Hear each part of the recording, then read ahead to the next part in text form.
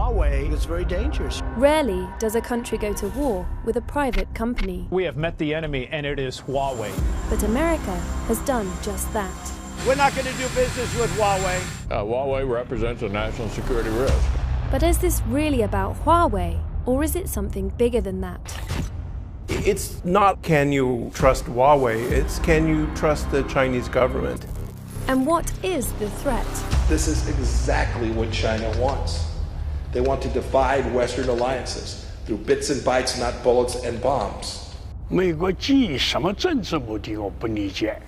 So what is this war really about, and why is Huawei in the middle of it?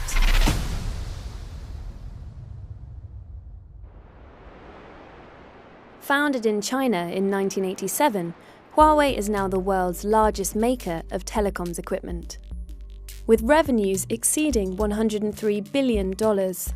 When you think about Huawei, you might think about the handset. That makes sense, since it sold 200 million of them in 2018 alone. But close to half of its revenue comes from selling network equipment. And it's this infrastructure side of the company that worries governments much more than the sort of consumer handset side.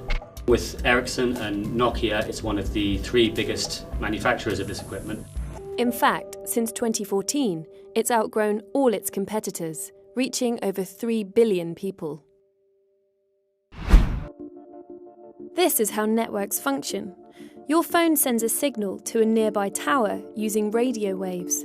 Voice and data are passed over an internal network run by your phone company, which connects your handset to other phone users and the wider internet. In other words, these antennas connect us all. But now, there's a new kind of network. The race to 5G is moving forward at full speed. From TV ads to presidential tweets. You've probably heard debates about the revolutionary 5G. Although 5G is massively overhyped, it is coming, and Huawei is a leading force in this innovation. It will be a sort of big change, maybe not quite so enormous as people like to tell you. The other thing that people like to say that 5G will enable is this idea of the Internet of Things. If you want things like self-driving cars that download detailed maps of where they're about to be, you need 5G to do that. If you want internet-connected door locks or CCTV cameras, maybe 5G is a way to connect those. But though this computerized smart future opens up new possibilities, it comes with a health warning. We're moving to a world where everything will be connected to the internet, but we haven't thought enough about security.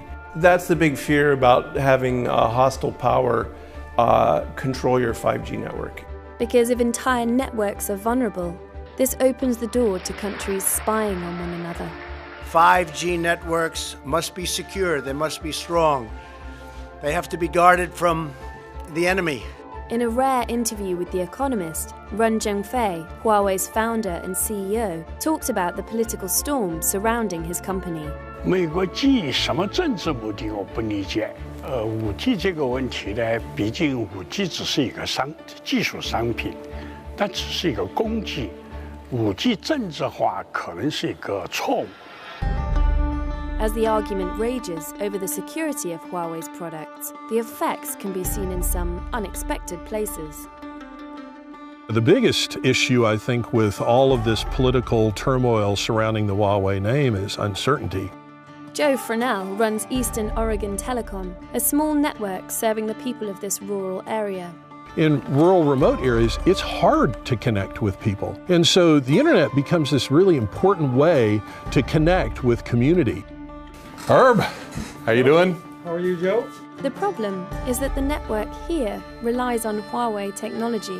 So you're using the internet from Eastern Oregon Telecom to be able to run, monitor, control all of these pivot irrigation systems. I have no idea how we'd do without it. The Huawei equipment was 30 to 40% less than everything else on the market, and it's more capable and more reliable.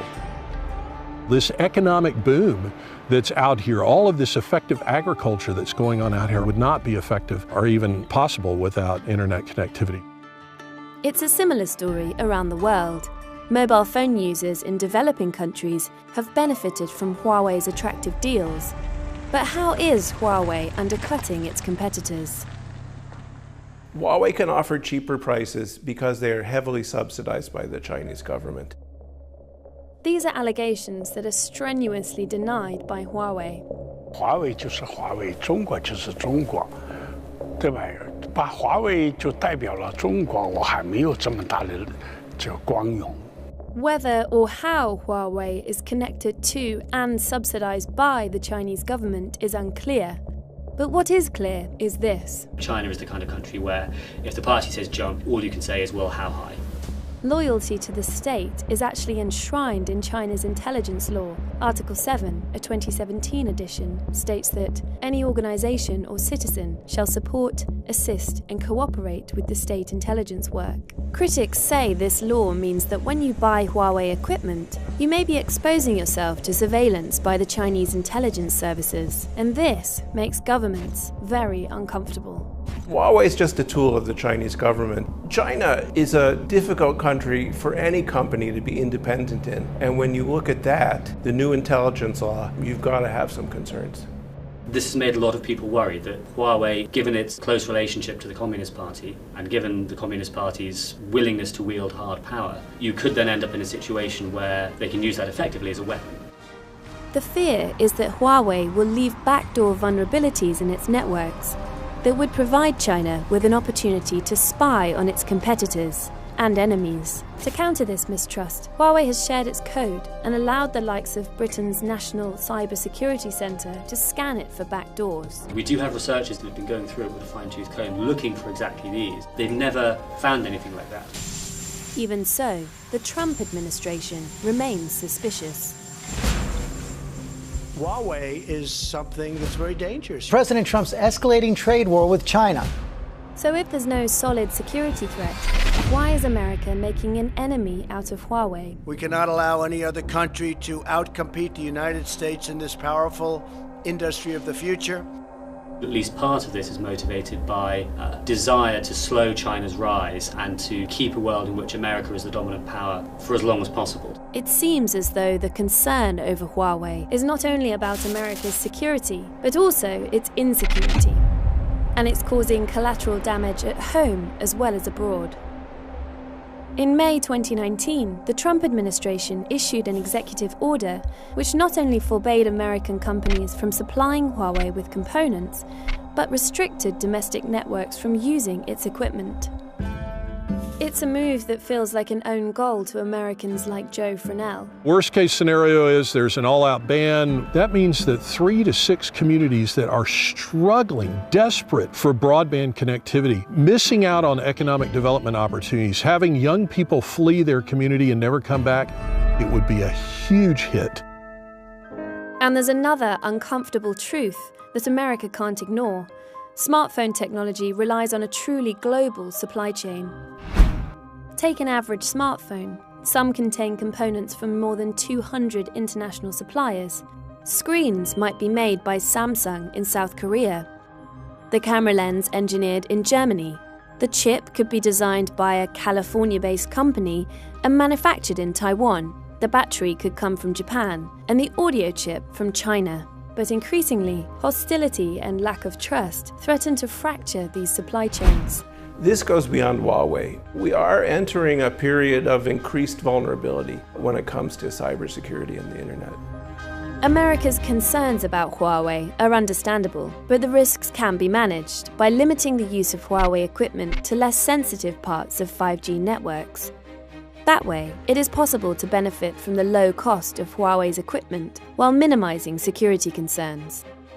You know, when we start talking about withdrawing and only doing business with companies that are really close allies or companies that are in the United States, that damages the global economy and the way that we function as a world. Billions of people around the world have benefited from increased connectivity, made possible by global standards and global supply chains. But if political mistrust divides the telecoms industry into rival camps, everybody stands to lose. If you want to learn more about Huawei, you can click on the link opposite where you'll find further economist coverage and some research, data and studies used to make this film. Thanks for watching. If you want to see more films like this, then hit the subscribe button in the link below.